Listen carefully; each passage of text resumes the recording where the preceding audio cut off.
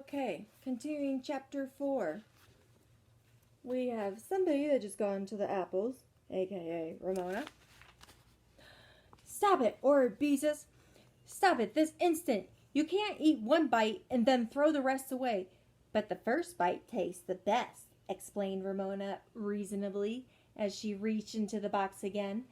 Beezus had to admit that Ramona was right. The first bite of an apple always did taste best.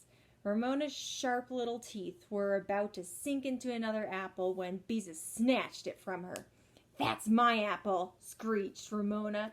"It is not," said Beezus angrily, stamping her foot. "One apple is all you're supposed to have. Just wait till Mom finds out." Ramona stopped screaming and watched Beezus. Then, seeing how angry Beezus was, she smiled and offered her an apple. "I want to share the apples," she said sweetly.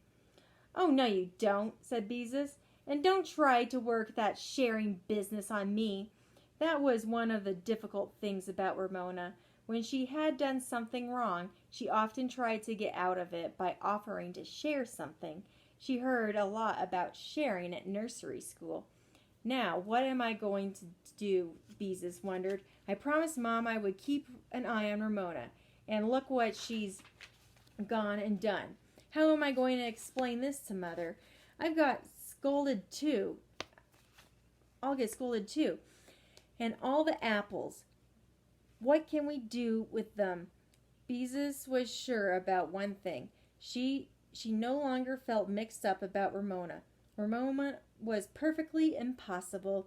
She snatched Ramona's hand. "You come upstairs with me and be good until Mother gets back," she ordered, pulling her sister up the basement stairs. Ramona broke her way from her and ran into the living room. She climbed onto the chair where she sat with her legs sticking straight out in front of her. She folded her hands in her lap and said in a little voice, "Don't bother me. This is my quiet time. I'm supposed to be resting."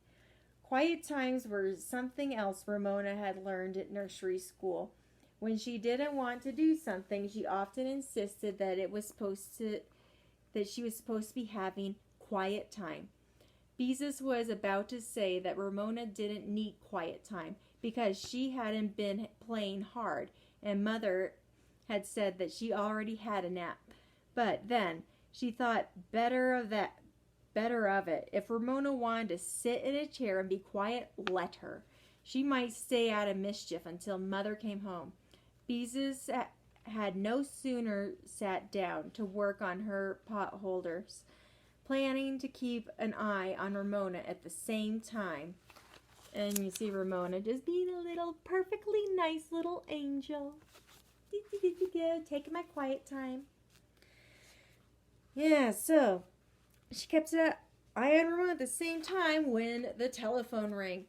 It must be Aunt Beatrice, she thought before she answered. Mother and Aunt Beatrice almost always talked to each other at this time of day. "Hello, darling. How are you?" asked Aunt Beatrice. "Oh, Aunt Beatrice," cried Beezus. "Ramona has just done something awful, and I was supposed to be looking after her. I don't know what to do." She told about Ramona's hiding in the cellar and biting into half a box of apples. Aunt Beatrice laughed. "Leave it to Ramona to think of something new," she said. "Do you know what I'd do if I were you?" "What?" asked Beezus eagerly, already feeling better because she had confided her troubles to her aunt. "I wouldn't say anything more about it," said Aunt Beatrice. "Lots of times little children are naughty because they want to attract attention. I have an idea that saying nothing about her naughtiness will worry Ramona more than a scolding." Beezus thought this over and decided her aunt was right. This was the one thing Ramona couldn't stand. It was being ignored. "I'll try it," she said. "And about the apples," Aunt Beatrice went on, "all I can suggest is that your mother might make applesauce." This struck Beezus as being funny as she and her aunt laughed together over the telephone. and she felt much better. I'm wondering where Ramona is while all this is going on. I can't quite remember. This has been a long time since I read this. Tell your mother I phoned, said Aunt Beatrice. I will, promised Beezus. And please come over soon. When Beezus heard her mother drive up, she rushed to meet her and tell her the story of what Ramona had done. She almost told her Aunt Beatrice's suggestion. Oh dear, leave it to Ramona, sighed Mother. Your aunt is right. We won't say a word about it. Beezus helped her mother carry the groceries into the house. Ramona came into the kitchen to see if there were any animal crackers among the packages. She waited a few minutes for her sister to tattle on her. Then, when Beezus did not say anything, she announced, I was bad this afternoon. She sounded pleased with herself. Were you? Remarked Mother calmly. Beezus, I think applesauce would be a good dessert tonight.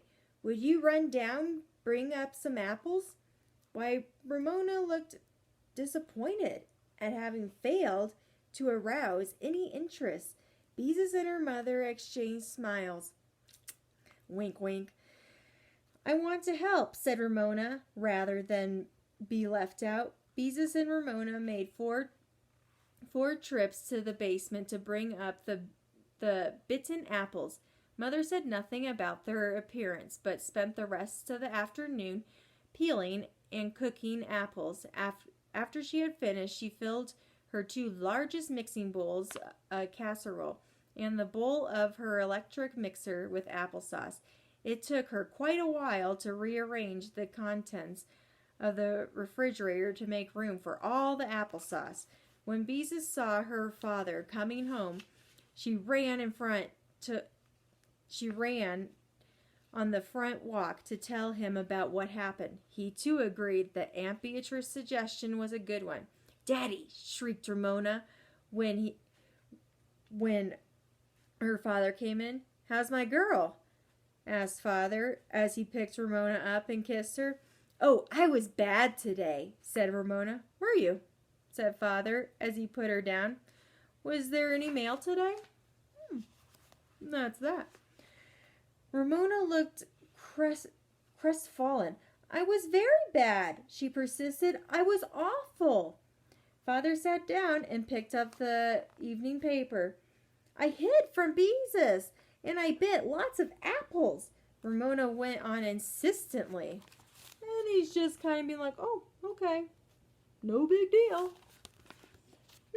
Remarked Father from behind the paper. I see. They're going to raise bus fares again. Lots and lots of apples, repeated Ramona in a loud voice. They raised bus fares last year, Father went on, winking at Beezus from behind the paper. The public isn't going to stand for this.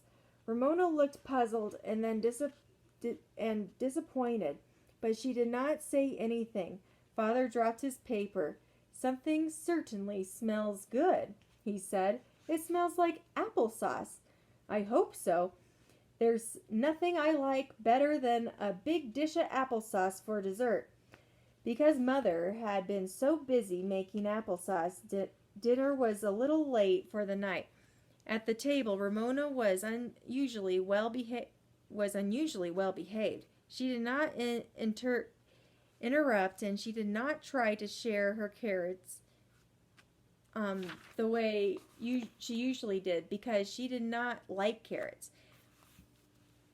Let's see how much time. I cannot. 9 minutes. Go ahead and finish this page.